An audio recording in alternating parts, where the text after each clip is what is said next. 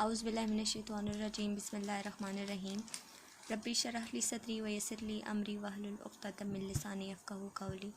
अस्सलाम वालेकुम dear students, I hope you all will be in the best state of your health. So here's the lecture number 5 of computer science. As you have started the chapter number 2, that was fundamentals of operating system. So our next topic of this chapter is classification of operating system, that how operating system is further classified into groups or categories. So here comes the topic: operating system, classification of operating system. Operating system can be classified into two major categories, single user and multi user operating systems.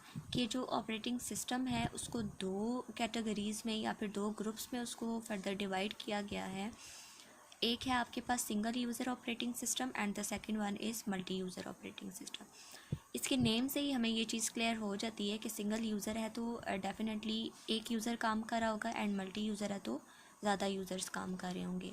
So single user operating system that is used by a single user at a time is known as single user operating system. कि वो operating system जिस पे eight a time सिर्फ एक user यानी कि single user काम कर सके या फिर उसको यूज़ कर सके we called it single user operating system.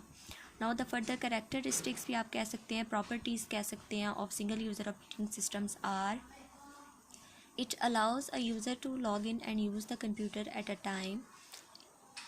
कि एट द सेम टाइम आप एक ही यूज़र आपको अलाउ होता है कि जो इस कंप्यूटर को यूज़ कर सकता है. Log in and use the computer means कि कभी कोई अकाउंट है या फिर कोई